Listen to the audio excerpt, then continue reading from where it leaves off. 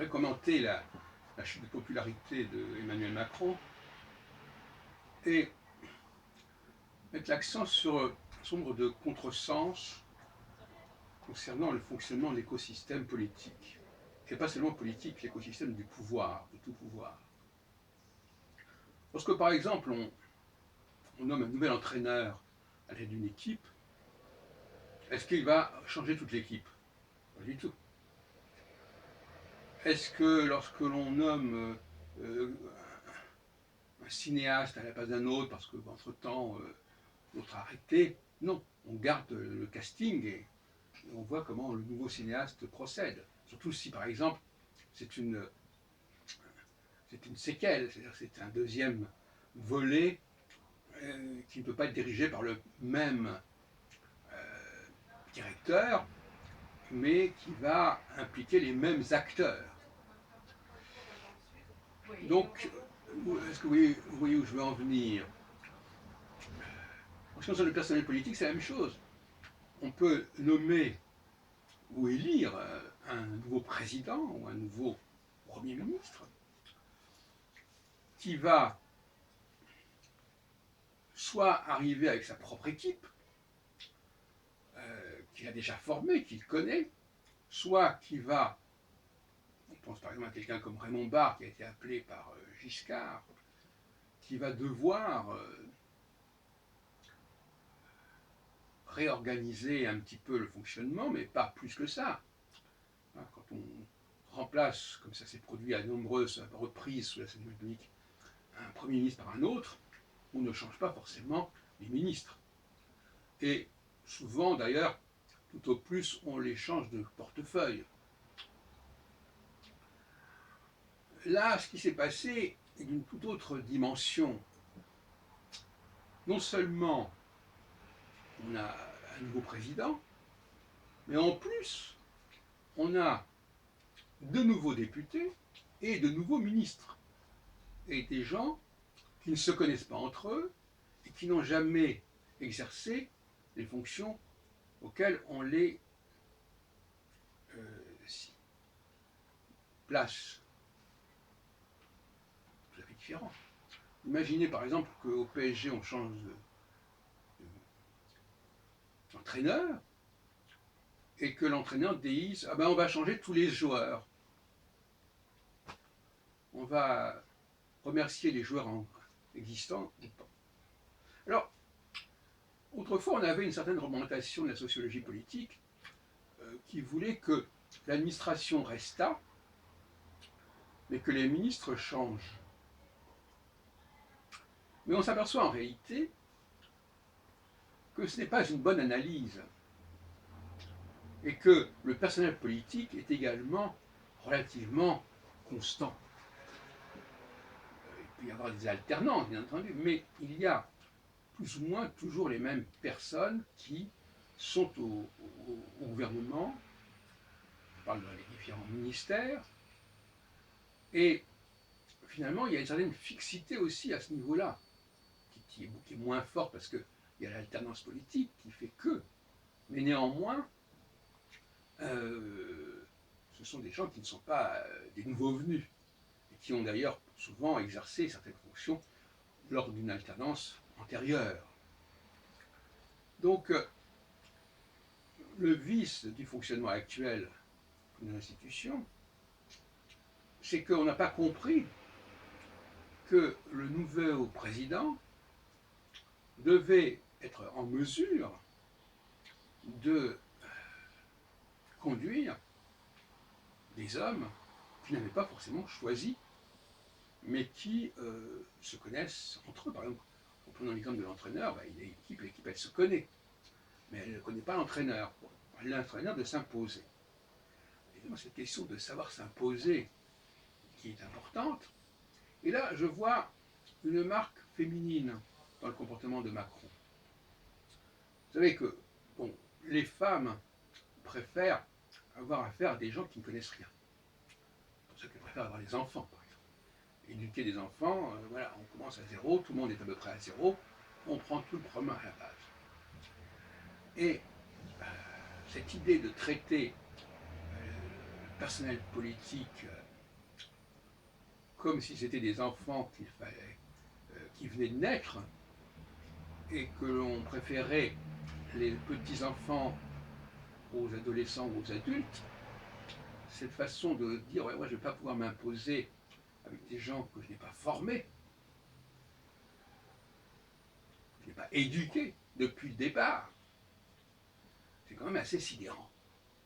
Donc moi je vois chez Macron l'influence du féminin et probablement de sa femme, Brigitte, dans le mode de fonctionnement actuel des institutions. C'est un trait que j'ai développé dans de nombreuses vidéos et causeries et articles ces derniers temps, depuis d'ailleurs un certain temps, à savoir que les femmes préfèrent ne pas avoir à s'adapter à des gens qui sont déjà formés, mais former des gens qui sont nouveaux. Il y a une sorte de sympathie viscérale pour cette nouveauté. Et c'est pour cela d'ailleurs que la phase oméga est une phase de gauche et une phase féminine. Pour parler du baromètre astrologique que j'ai, je ne veux pas vous embêter, ceux qui ne connaissent pas ces travaux à ce sujet, mais il y a une phase féminine de gauche qui est voilà, on va prendre des gens nouveaux, on va les former, alors que la phase opposée, la phase de droite, est celle où on fait avec les gens des choses qui existent déjà, et on sait gérer les gens et les choses qui existent déjà. Je ne vous pas tout. Voilà, donc je dis cela parce que moi-même j'ai une expérience de pouvoir modeste certes, mais significative. Lorsque j'ai pris la tête des milieux astrologiques en 75, 74, 75, j'ai travaillé évidemment avec des gens qui étaient déjà là, qui étaient déjà dans ce milieu professionnel, socio-professionnel.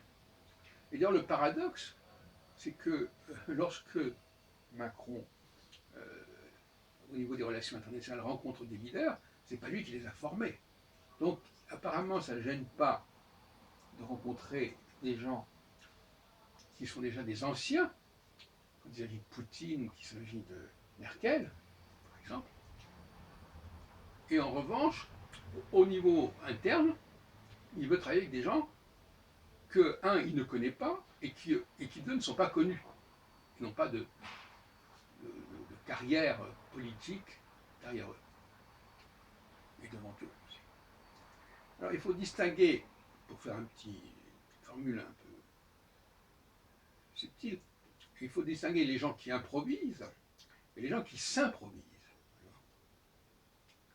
S'improviser, ça veut dire improviser, on peut très bien être un grand professionnel et improviser. Par contre, s'improviser, ça veut dire qu'on s'improvise dans un domaine où on ne sait pas exercer, on ne sait pas entraîner, tout à fait autre chose. Alors, je crois qu'on est en train de découvrir ce qu'il en était. Quand Mitterrand est arrivé au pouvoir en 81 plutôt, eh bien sûr, c'était une alternance, mais c'était des gens qui se connaissaient et qui avaient un rapport avec le président de longue date souvent. Il y avait des allégeances, des obédiences. Il y avait un monde, une famille politique. Et là, cette famille politique autour de Macron, elle est complètement recomposée, c'est moins qu'on puisse dire. D'ailleurs, c'est fait un peu de briques et de broc. Et ça n'a pas du tout la même dimension, la même tenue. D'ailleurs, les commentateurs ne se privent pas de dire que les gens ne se connaissent pas. Les gens qui travaillent ensemble avec Macron, au niveau des ministères comme au niveau des députés, ils ne se connaissent pas. Ils n'ont pas un ciment historique commun. Bon, éventuellement, il peut y avoir des gens qui ont fait l'ENA ensemble, bon, d'accord. Il y a souvent d'ailleurs anciennement. Mais il ne s'est pas constitué un rapport de pouvoir. Parce qu'en fait, compte, le pouvoir, ça se construit, le pouvoir. Ça se construit au fil des années. Les gens savent à qui ils ont affaire, ce qu'ils peuvent faire, ce qu'ils ne peuvent pas faire. Les gens ont fait leurs preuves quelque part. Même en dehors. Je reprends l'exemple d'une entreprise. Est-ce que dans une entreprise, par exemple, quand on nomme un nouveau PDG, est-ce qu'on change les équipes? Pas forcément. Le PDG est censé apporter une nouvelle impulsion, une nouvelle façon de travailler aux équipes existantes. Il n'est pas là pour changer tout ce qui existe. Il n'est pas là pour renouveler. Il faut renouveler le style, et pas renouveler le personnel. Et là, on voit que Macron manque de confiance en lui, parce qu'en fin de compte, il sent qu'il ne peut pas s'imposer aux gens qui sont déjà en place, et par conséquent, il va s'entourer de gens auprès desquels il n'a pas à s'imposer. Et ça, c'est encore une fois une stratégie très féminine. Donc l'expérience Macron est une expérience extrêmement intéressante pour comprendre le comportement féminin et les limites du comportement féminin.